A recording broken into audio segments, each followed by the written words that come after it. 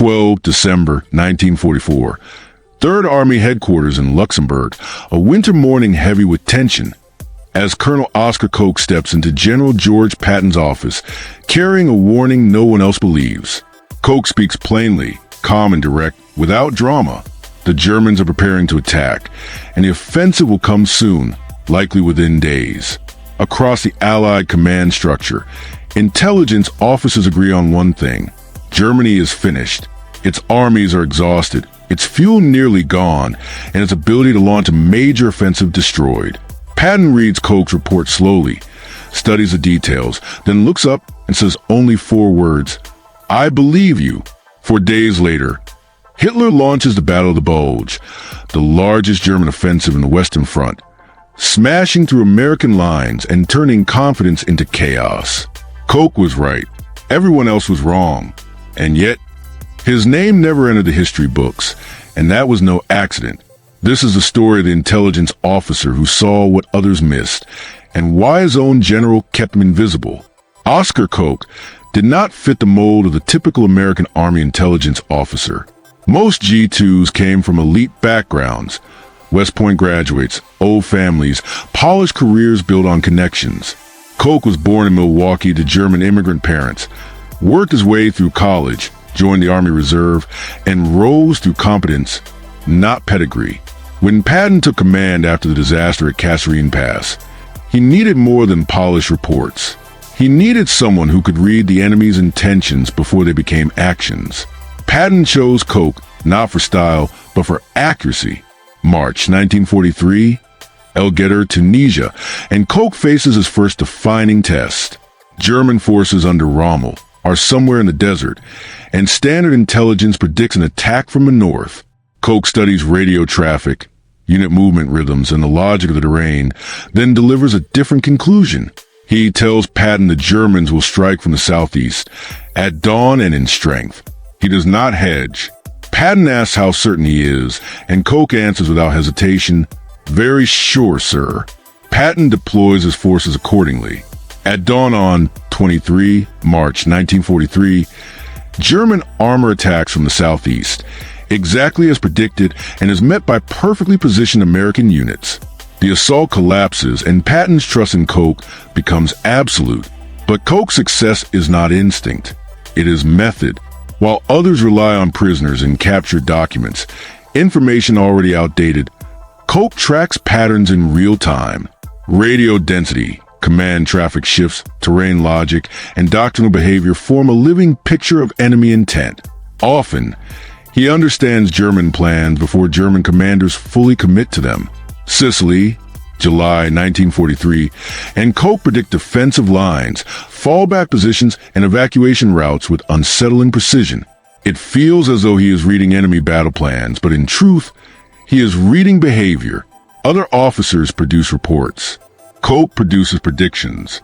By late 1943, he is among the most effective intelligence officers in the European theater. Yet almost no one outside Third Army knows his name. Summer 1944. Third Army races across France, and Koch's intelligence section operates at a tempo others cannot match. Updates arrive every 6 hours. Predictions prove accurate within hours, and higher headquarters begin to take notice. Bradley's staff asks how Third Army knows so much. SHAF requests briefings, conferences, explanations. Patton refuses. Koch's reports remain internal. His methods stay undisclosed. His presence is confined to Third Army headquarters.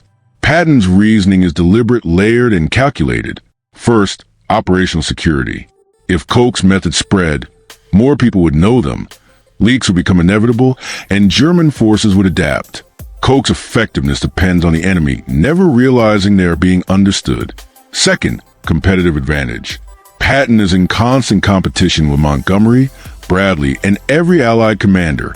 Superior intelligence gives Third Army speed, surprise, and momentum, and Patton refuses to surrender that edge. Third, command authority. This matters most, and Patton never says it aloud.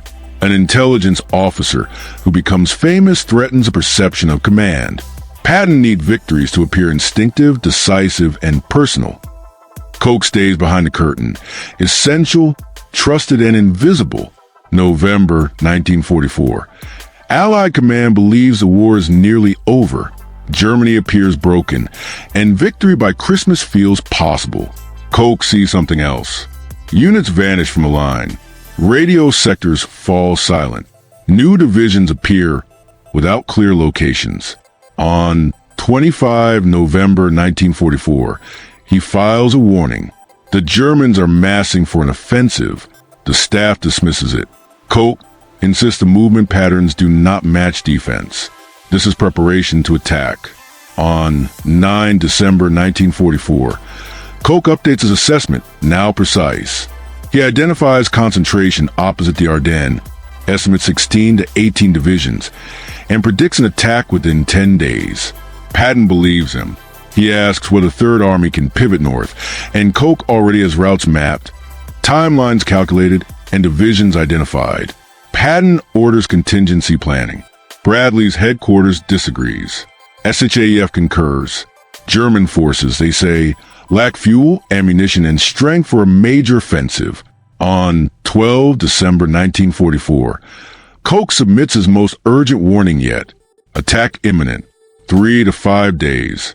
Over 20 divisions. Objective Antwerp. The report is filed, not circulated. At 5:30 a.m. 16 December 1944, the German offensive begins. 28 divisions strike through the Ardennes, where Koch said they would, when Koch said they would. Allied command is stunned. Patton is already moving. 19 December 1944. Verdun, Eisenhower asks who can relieve Bastogne. Patton answers calmly. 3 divisions by 22 December 1944. The room doubts him. Patton already has the orders written. Third Army pivots, attacks on schedule, breaks through, and saves the encircled paratroopers. The world calls a miracle. It is not improvisation. It is preparation. After the Bulge, Bradley's staff finally asks how Third Army knew. Koch explains radio density shifts, unit disappearance logic, and supplies stockpiling indicators. They realize the signals were always there, dismissed as noise. Does Koch receive promotion, fame, or command? No. His value is not in teaching others. His value is in giving Third Army an advantage. After the war, analysts asked how the Germans achieved surprise. They did not. One man saw it coming. Oscar Koch ends the war as a colonel, in the same position he held since North Africa.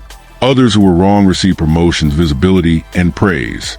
Koch writes the official Third Army intelligence history, one of the most detailed of the war, and almost no one reads it. He receives appropriate medals, but not association with the victories he enabled. That is intentional. Patton needs Koch's intelligence, and Patton needs a credit to remain Patton's. Koch understands this. He never complains. He never seeks attention. Was Patton right? From his perspective, yes. From history's perspective, maybe not.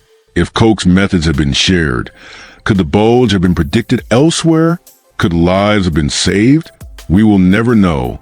History remembers Patton as a genius of instinct. Part of that instinct is intelligence. Oscar Koch's intelligence. The best intelligence officers work in silence. They are right quietly, decisively, without recognition. Koch predicts the Bulge.